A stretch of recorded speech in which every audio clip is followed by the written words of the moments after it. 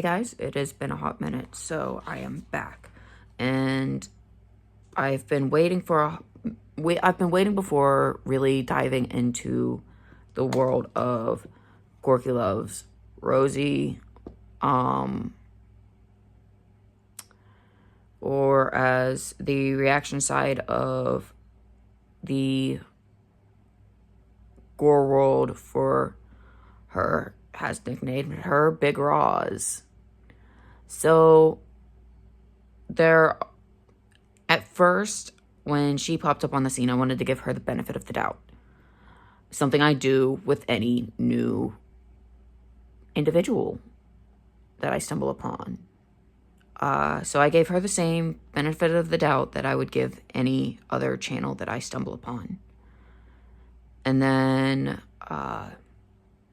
she continuously proved herself to be problematic. So here we are. And I feel like she's going to become my new favorite person to discuss. So her whole autoimmune thing, she'll discuss autoimmune shit and inflammation often on her channel, and then proceeds to deny actual medical science as she denies her weight being a contributing factor or the primary factor at play. And for that argument, she's gonna hate what I have to say, but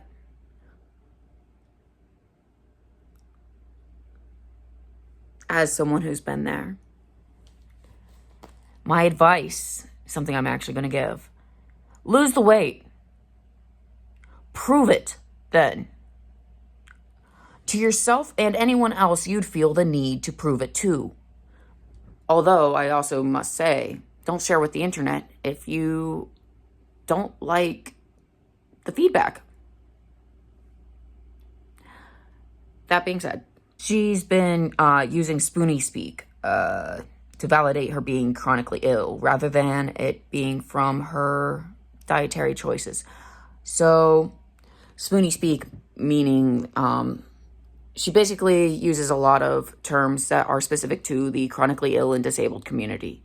She has been co-opting this community to hide her bad choices behind. Oh, I would be unhealthy anyway. And I've seen this actually within the BOPO sides of TikTok, in which the person will be like, well, I've got X, Y, and Z wrong with me, so it's actually not my weight, and kind of try to run with it and try to use it as a reason to justify not doing anything about their dietary choices, which kind of is ridiculous. If you've got so many health problems, that's even more reason to make better dietary choices to decrease the inflammation and to manage your health better or your conditions better. Something which I do quite stringently. So it kind of irritates me to have her be like, no, it's autoimmune, it's an yet determined autoimmune disease. And I want to tell you that that is horseshit. I have multiple autoimmune diseases. Don't bullshit someone who knows what they're talking about, you know? So your audience has too many people in it that know ball. So it feels very much like she's co-opting the, disabled and chronically ill community for her own personal gain to justify her poor choices, or to pretend that the poor choices are negligible in the big scheme of things. Oh, I would still be sick anyway. I would still have these problems anyway, which is false. Even if she has an autoimmune disease, it is false. That is false information. She is out here with her behavior, that is. Not necessarily with her speak, but with her behavior and her denial of her habits being problematic or trying to downplay the role that they play in things. That is where I start to take issue with her, in addition to how she treats those around her and how she treats her audience. It's a lovely instance of cognitive dissonance, in my opinion, that we have going on here. If she can convince herself that it's another illness at play, not her dietary choices or her weight problem at play, then she can continue to make the poor choices without having to acknowledge how genuinely detrimental they are to her health. It is just another fun psychology version of denial with some extra steps. And oftentimes the audience is only trying to help, but she's very snippy and harsh towards them, which is inexcusable. She wasn't sorry when it was pointed out. The fake and dismissive apology, it was largely disrespectful. If you want to build an audience that is there for you and doesn't criticize you and turn into like traitors who are just like on the hater side or whatever, then be respectful. Even if the quality of your content isn't going to be good, at the very least, be nice. It costs $0. You don't need to blame your lack of resources on that. But we're going to also get into the lack of resources here shortly. But I actually wanted to additionally get into further of her misinformation. So she complains about heat making pain and inflammation worse. Now, I'm not going to lie. It can cause pain to be worse. However, it's medical misinformation. The fact that it does not typically, in majority of cases, cause inflammation to increase on its own. If you have specific types of autoimmune diseases and issues, it can cause other kinds of issues. Don't get me wrong. Like if you have POTS, heat can make your POTS symptoms worse. And if you have things such as lupus, where the sun is a trigger for inflammation and for an inflammatory response in your body, like it is for me. But that's not actually heat. That's actually just the sun. UV lights that mimic the sun also can have this trigger the same response in me. So no, the heat itself does not cause further inflammation. Her choices, however, may. And also I noticed that she mentioned having the AC on and had the other fan in front of her, but why is the ceiling fan in the other room not on? That helps circulate the air. If you're so damn hot, go turn on the ceiling fan in the other room. Dummy. She also, furthermore, does nothing to actually improve herself or her situation, which is also largely disrespectful as she co-ops the disabled and chronically ill communities and their language. She is nothing more than a chronic victim. So her explanation for why she doesn't have a diagnosis for her undetermined autoimmune disease is because she didn't get a chance to figure it out before she lost her insurance. Interesting. So a lot of the neuropathy and chronic pain that she's experiencing is mostly weight related.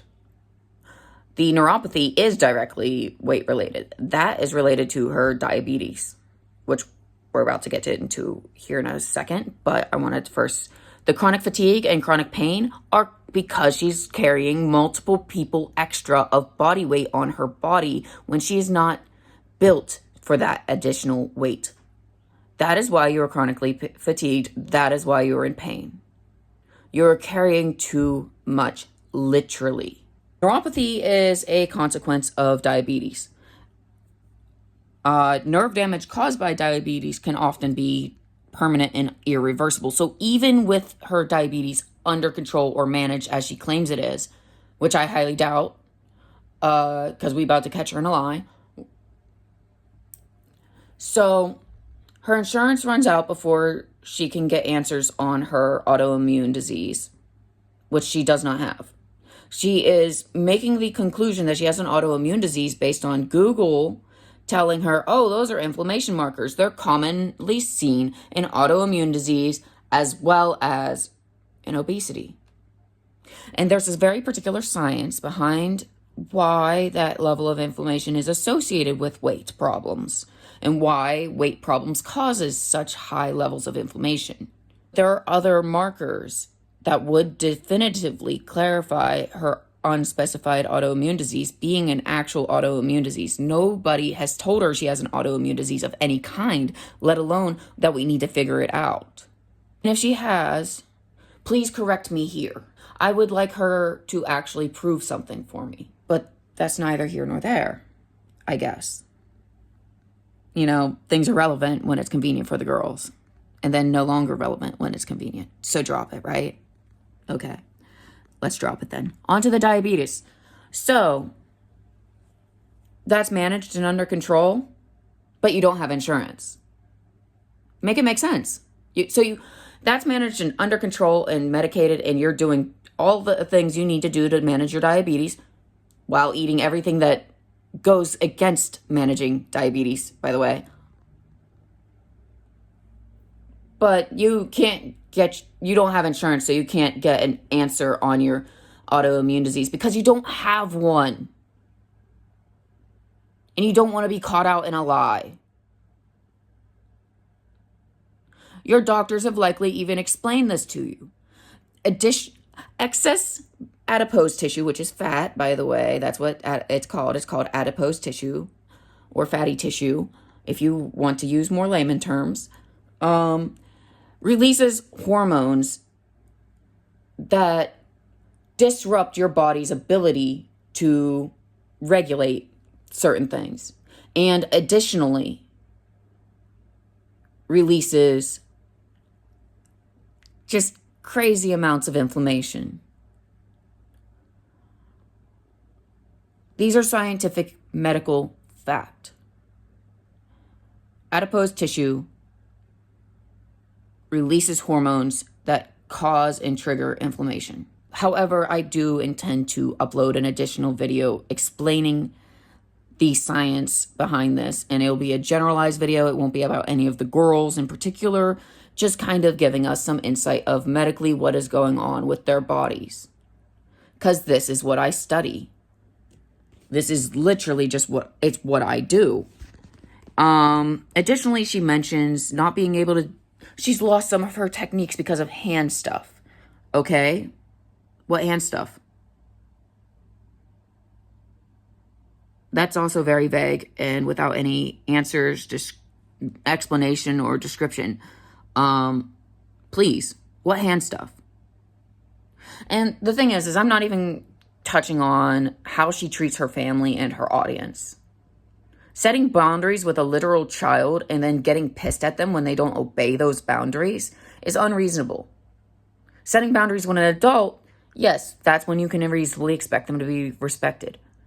But however, expecting that of a child when they're still learning what boundaries even are, that's kind of nasty. That's disgusting.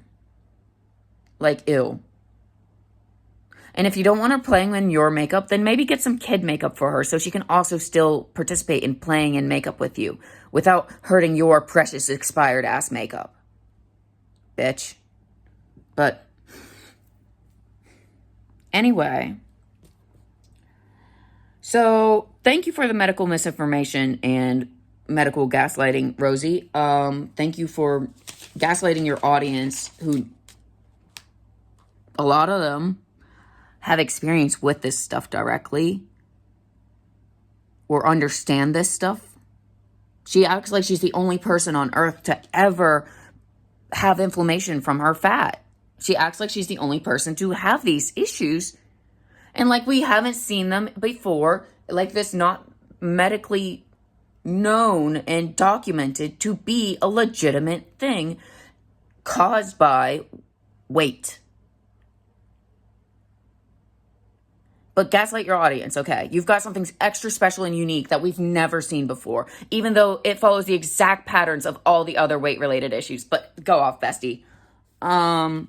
Let's see. Then we've got her lack of planning and still expecting to have a loyal following who respects her while still having no respect for them. So that's great. Wonderful. We love showing up for piss poor content and disrespect. Then when she does her, like, it's a very low effort, lazy channel, and it's okay to have something like that if that's all you can manage. However, if you're going to do something like that, you must at least be a decent and nice person. For the love of anything, please. There's no real intermission edit or anything for the intermission. We get a black screen with her swearing and struggling for 10 or so minutes, and that's highly unprofessional. For someone who wants to make this their main income, who wants to make this their job, sit down on your computer or whatever device you've got for 5 minutes, put together something, even if it's small, for your intermission, because that is unacceptable and embarrassing. And the fact that she wants the clout but doesn't want the smoke it comes with is kind of clown-like, very clown-like. So she wants support and encouragement, allegedly, but really she wants to have an audience of enablers that she can manipulate. That's really it. She wants people to enable her cognitive dissonance, her delusions. And honestly, I think instead of trying to make all these excuses for why you're stuck in your body the way you are, why you can't lose any weight, then just admit you don't want to change. Just admit that you just want to stay fat and stay eating whatever the hell you want. Don't lie to us and yourself about it. Just admit it. For bloody hell, I mean, God, 2 giant boxes of the Tostitos pizza rolls just for her. Like the really big, for the bigger families, I would say. We would have gotten that back when there were 8 kids in our household, back when I was a kid. Like, no, that's obscene. And she wants to be a victim. That's all she is. She's a chronic victim. And I think that's going to be the title for our video today. And furthermore, I noticed how giddy she is about that fucking documentary she's in. And it's like, you're sickening. You make me actually sick. But yeah, the hand stuff is just laziness. I'm convinced. I don't have to put in the effort because I have hand stuff. But anyway, like I said, she's just a chronic victim. And she sounds like Beaker from the Muppets, as my boyfriend said.